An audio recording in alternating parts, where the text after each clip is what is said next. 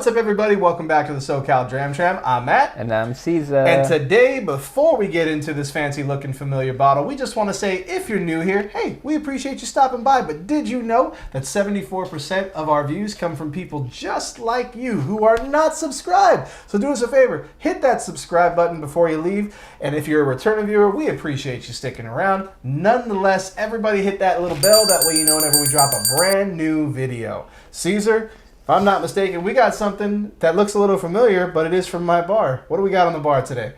Yeah, we got this single barrel golden cap 1792 bourbon. That's right. We going on a nighttime railroad. That's what we call a throwback.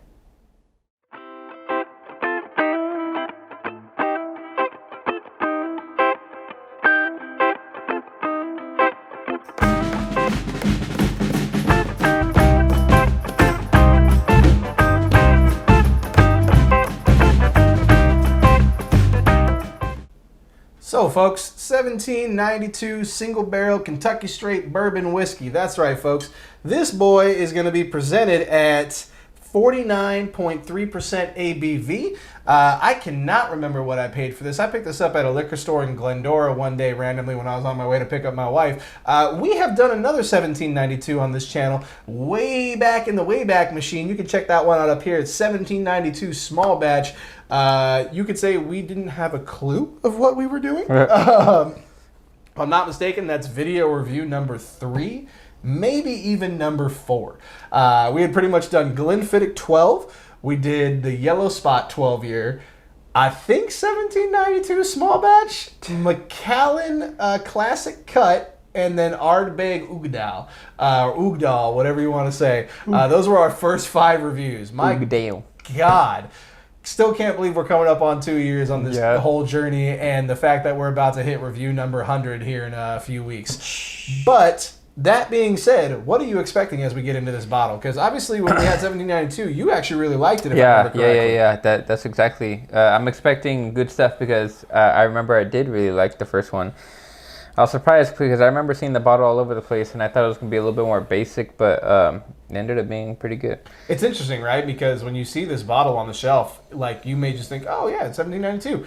There's so many different 1792 bottles, right? Yeah. There's a small batch, there's a single barrel, there's a full proof, there's a freaking sweet wheat, there's 12 years old, there's a whole bunch of them, and you're like, which one is that? At least that's how I do it. No, that's exactly. Their handle looks the same way. It's just more of a rectangle. It's an interesting looking bottle. So again, like I said in the intro, your tasting notes on this one was quite original. You said it tasted like a nighttime railroad. And to this day, I'm going to need you to elaborate on that at some point during this review. But nonetheless, let's get into this. I'm excited. It's been a minute since I had poured it. Brown sugar. Yeah, to be honest, it smells like a brown sugar cologne. Like it's nice and cologne-y, but it smells like brown sugar too. I mean, it's a little ethanol-y. For sure, and I think that's the cologne element that I'd be relating to. I think it's like almost more like a gin. It's kind of what I'm going for. Like really? The smell, yeah. Huh. Yeah. I get none of the botanicals from a gin, but I guess I can kind of see where you're coming from. But also, I'm like a one gin guy. Like gin was the everybody has their bad night alcohol, and then they don't ever drink that specific alcohol again. That was gin for Matt. Specifically Bombay Sapphire. That's what I was going to say. Bombay, that's what I'm thinking of too. Cool, man. Like I put that stuff up and I'm like, however, Forge Gin, very good. And it's like $21 and it makes one of the best bee's knees I've ever had in my entire life. I don't know if I get a gin note out of this, but brown sugar bomb for sure.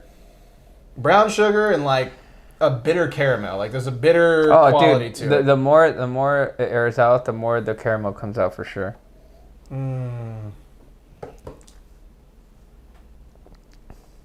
That is actually pretty good. Man, that just tastes like classic bourbon. Mm-hmm. You get a little bit of that hug. Nothing too crazy. Like it's not like a barrel proof where it's like, come here. Like it's just like, hey man, I ain't seen you in a while. Come over here. That's a good sweet. Like after you get your shot and you get to hug somebody.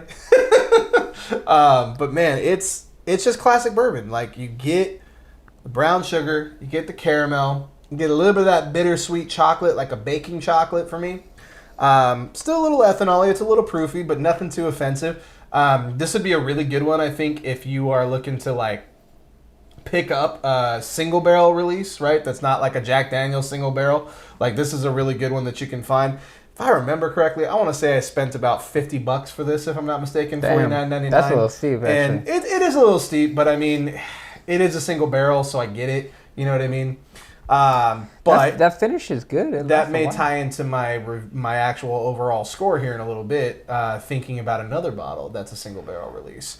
Did you put water on it yet? No. The tasting notes are still good. Like I'm still trying to go with it. Like it's definitely good. I get that nighttime railroad. That nice.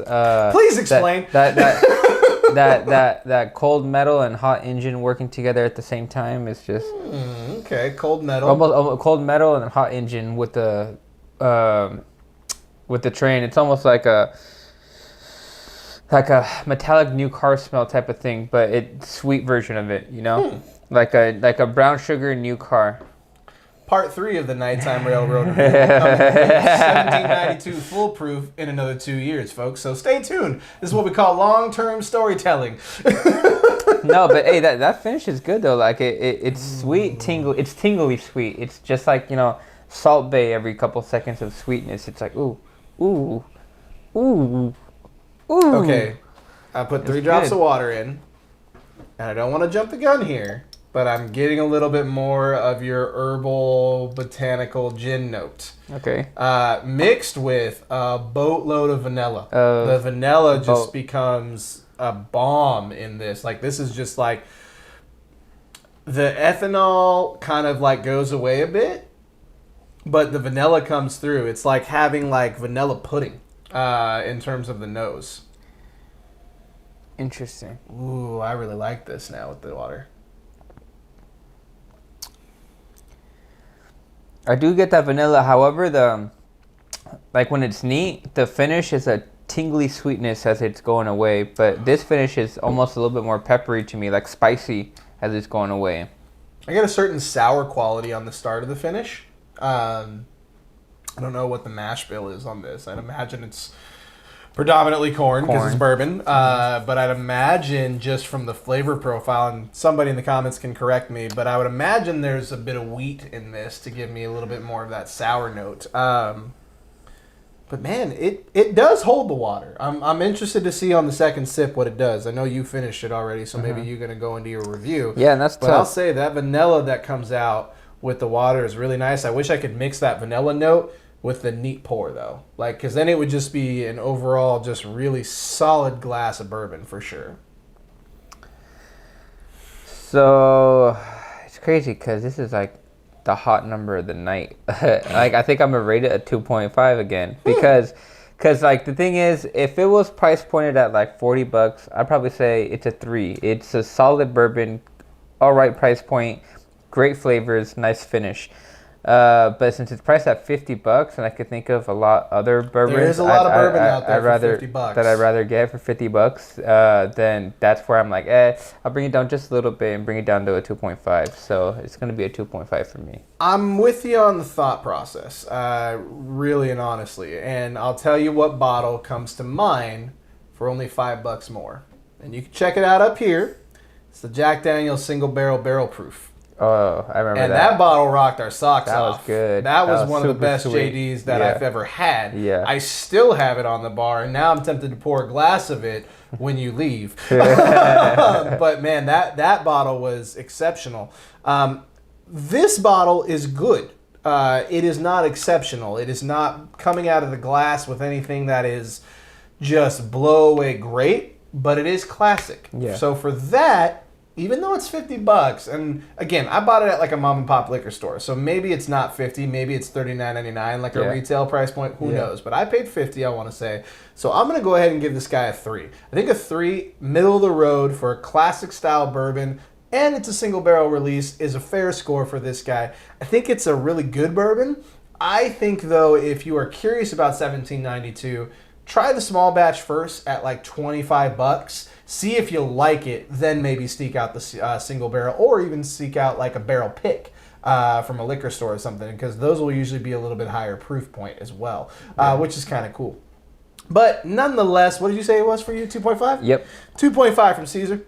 It's a 3 from me. But we'd love to hear your thoughts down in the comments. What do you think of 1792 Single Barrel? We'd love to hear your thoughts. Don't forget to hit us up on Facebook, Instagram, and Twitter. We love interacting with you guys there. Also, don't forget, we got all these other videos because we've been doing this for close to 2 years. We're coming up on video number 100. Leave it down in the comments. We've been asking you for weeks and nobody said anything. We'd love to hear what you'd like to see us review because this is a community. We love doing it with you guys. Caesar, you got anything else you want to add? Now, what about you, brother? All aboard. We'll catch you next time. Hey everybody, hope you liked that video. Don't forget to hit that bell for notifications. And don't forget to subscribe. That's not bad, it's just classic. Yeah. She's all reliable.